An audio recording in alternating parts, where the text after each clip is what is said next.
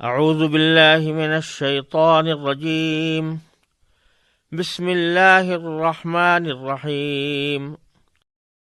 یستفتونک قل اللہ یفتیکم فی الکلالہ ان امرؤ ہلک لیس له ولد وله اخت فلها نصف ما ترک وهو يرثها ان لم يكن لها ولد فإن كانت اثنتين فلهما الثلثان مما ترك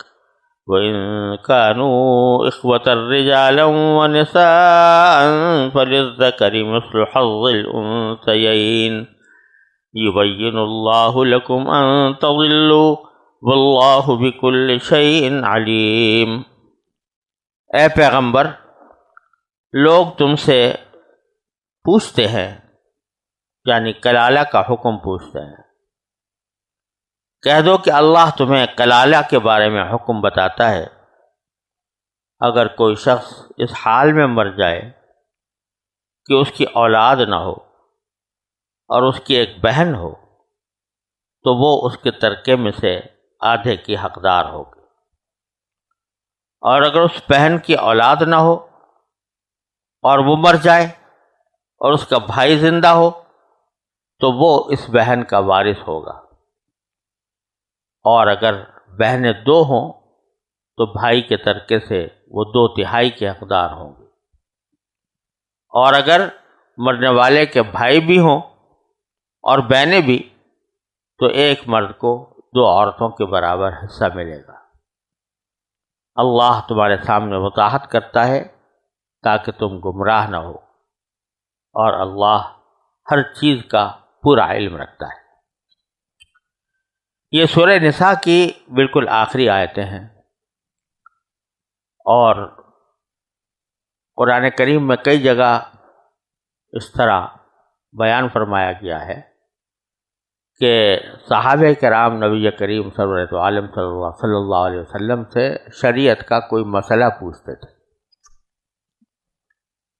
اور اس کے جواب میں کوئی آیت نازل ہوتی تھی، تو وہ ایسی آیتیں عام طور پر یستفتونک سے شروع ہوتی ہیں۔ یستفتونک کے معنی یہ ہے کہ وہ آپ سے استفتاء کرتے ہیں، یعنی آپ سے فتویٰ مانگتے ہیں کہ آپ ہمیں اس بات کے لیے فتویٰ دیجئے کہ اس صورتحال میں کیا حکم ہوگا۔ تو یہاں ایک سوال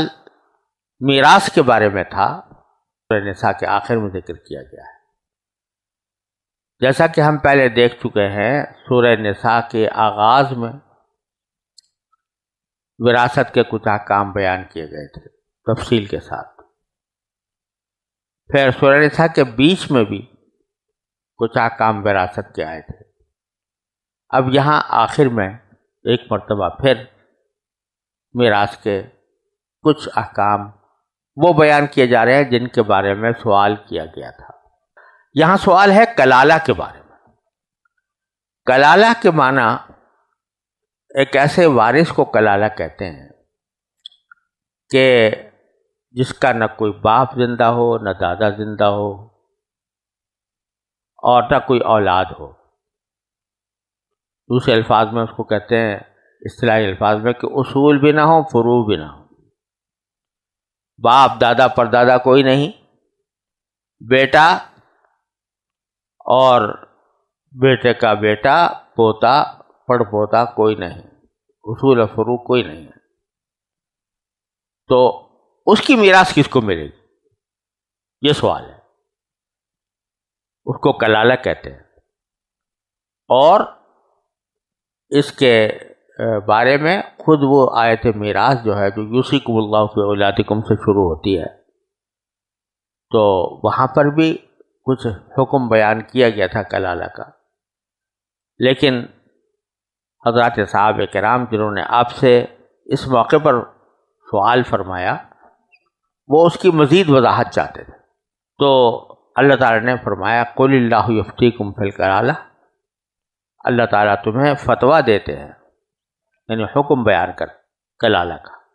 وہ حکم کیا ہے کہ ان امرؤ ہلک لیس لہ ولد، اگر کوئی شخص ہلاک ہو جاتا ہے، یعنی مر جاتا ہے، اس حالت میں کہ اس کی کوئی اولاد نہیں، اب یہ اس میں یہاں پر اولاد کا تو خاص طور پر ذکر کیا ہے، لیکن جو کلالہ کے مفہوم ہی میں یہ بات داخل ہے کہ اس کا کوئی باپ دادا بھی نہ ہو۔ وَلَهُ أُخْتٌ، اور اس کی کوئی بہن ہو، فَلَهَا نِصْفُ مَا تَرَكَ، تو جتنا بھی وہ کلالہ مال چھوڑ کر جائے گا اس کا آدھا مال اس کی بہن کو ملے گا۔ وَهُوَ يَرِثُهَا إِن لَّمْ يَكُن لَّهَا وَلَدٌ، اسی طرح اگر یہ بہن مر جائے اور اس کی نہ کوئی اولاد ہو نہ اس کا کوئی باپ دادا ہو، تو تم اس کے بھائی ہوگے، تو وہ بھائی جو ہے وہ بھی اپنی بہن سے اسی طریقے سے میراث پائے گا۔